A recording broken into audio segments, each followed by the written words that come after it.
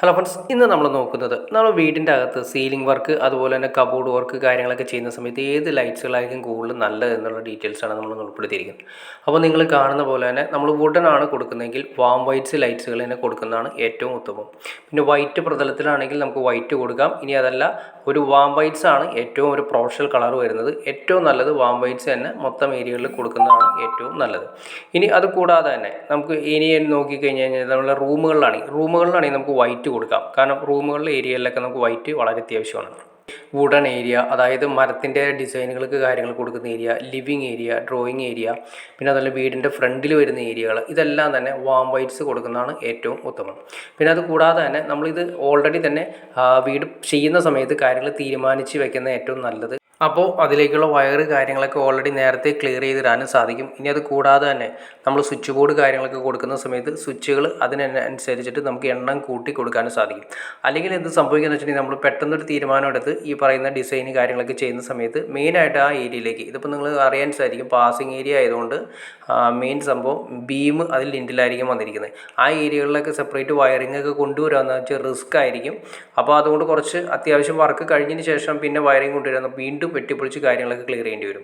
അത് കൂടാതെ തന്നെ നമ്മൾ അങ്ങനെ തീരുമാനിക്കുന്ന സമയത്ത് ചിലപ്പോൾ സ്വിച്ചുകൾക്ക് എണ്ണം ഉണ്ടാവണമെന്ന് നിർബന്ധമില്ല. അപ്പോൾ ഏറ്റവും ആദ്യമേ തന്നെ നമ്മൾ ഇങ്ങനെയുള്ള വർക്കുകൾ ചെയ്യാൻ ഉദ്ദേശിക്കുന്നുണ്ടെങ്കിൽ ആദ്യമേ തന്നെ അതിനുള്ള വയർ കാര്യങ്ങൾക്ക് വേണ്ടിയിട്ടുള്ള പൈപ്പ് കാര്യങ്ങൾ ക്ലിയർ ചെയ്ത് വെച്ചേക്കണം. അത് കൂടാതെ തന്നെ സ്വിച്ചുകൾക്ക് വേണ്ടിയിട്ടുള്ള ഈ എക്സ്ട്രാ സ്വിച്ച് ബോർഡുകളിൽ 1-2 സ്വിച്ചുകൾ ഇതിനു വേണ്ടി മാറ്റി വെച്ചിരിക്കണം.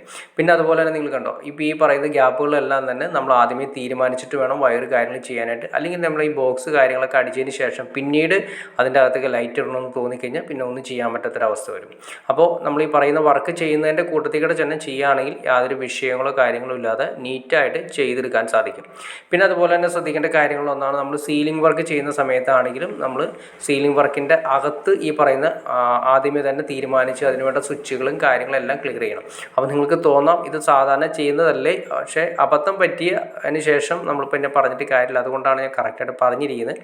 വേറൊന്നുമല്ല, നമ്മൾ ആദ്യം തന്നെ സീലിംഗ് ചെയ്യാൻ ഉദ്ദേശിക്കുന്നുണ്ടെങ്കിലും ഇല്ലെങ്കിലും ഒരു 2 സ്വിച്ചുകൾ ഓരോ സ്വിച്ച് ബോർഡുകളിലും ഒരു 2 സ്വിച്ചൊക്കെ സെപ്പറേറ്റ് കൂടുതൽ നമ്മൾ വയറിങ് ചെയ്യുന്ന സമയത്ത് കൂടുതൽ ഇട്ട് വയ്ക്കുകയാണെങ്കിൽ എന്തെങ്കിലും ഒരു ഡിസൈൻ വർക്കോ കാര്യങ്ങളൊക്കെ വരുന്ന സമയത്ത് കറക്റ്റ് സ്വിച്ചുകളേക്കാൾ നല്ലത് ആ സ്വിച്ച് യൂസ് ചെയ്യാൻ, ആ സ്വിച്ചിൻ്റെ സ്പേസ് യൂസ് ചെയ്യാൻ നമുക്ക് സാധിക്കും.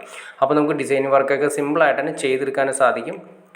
അതുപോലെ തന്നെ നമ്മൾ റൂമിൻ്റെ വയറിംഗ് ഒക്കെ ചെയ്യുന്ന സമയത്ത് സീലിംഗ് വർക്ക് ചെയ്യുന്നില്ലെങ്കിൽ കൂടിയും ഏറ്റവും ടോപ്പിലായിട്ട്, ഇപ്പോൾ നമ്മൾ കണ്ടോ, ഇതിപ്പോൾ നമ്മളിപ്പോൾ നമ്മുടെ ബഡ്ജറ്റ് കാര്യങ്ങളില്ലെങ്കിൽ നമുക്ക് സീലിംഗ് ചെയ്യുന്നില്ലെങ്കിൽ പിന്നീട് നമ്മൾ സീലിംഗ് ചെയ്യാൻ ഉദ്ദേശിക്കുന്നുണ്ടെങ്കിലും വയറിംഗ് ചെയ്യുന്ന സമയത്ത് നമ്മളൊരു എക്സ്ട്രാ ഒരു പൈപ്പ് ഏറ്റവും ടോപ്പിലേക്ക്, അതായത് ഏറ്റവും ടോപ്പിൽ ഇപ്പോൾ ഒരു 4 ബോക്സോ കാര്യങ്ങളോ വന്നിട്ടുണ്ടെങ്കിൽ ഏറ്റവും ടോപ്പിലേക്ക് ഒരു അറേഞ്ച് പൈപ്പോ അല്ലെങ്കിൽ ഒരു 20 mm പൈപ്പോ നേരെ ഒരു ബെൻഡ് വെച്ച് വാർക്കയുടെ ഏറ്റവും ടോപ്പായിട്ട് മുട്ടിച്ച് നിർത്തി ക്ലിയർ ചെയ്ത് വെച്ച് കഴിഞ്ഞത് ഏറ്റവും നല്ലതായിരിക്കും. പിന്നീട് നമ്മൾ ഈ പറഞ്ഞ പോലെ എന്തെങ്കിലും ഒരു ആവശ്യത്തിന് നമ്മൾ ഈ പറഞ്ഞ ലെവലിൽ സീലിംഗ് വർക്ക് ചെയ്യുന്നത് വളരെ സിമ്പിളായിട്ട് തന്നെ അതിലൂടെ വയർ വലിച്ച് ക്ലിയർ ചെയ്യാൻ സാധിക്കും. അപ്പോൾ വയർ വലിച്ചില്ല, ഓൾറെഡി ആ പൈപ്പ് അവിടെ കിടന്നാലും വൃത്തിയേട് കാര്യങ്ങളൊന്നും പ്രശ്നം ഉണ്ടാവില്ല. കാരണം അത് കാണാത്ത രീതിയിലായിരിക്കും അതിൻ്റെ ടോപ്പിലായിരിക്കും മുട്ടി കിടക്കുന്നത്.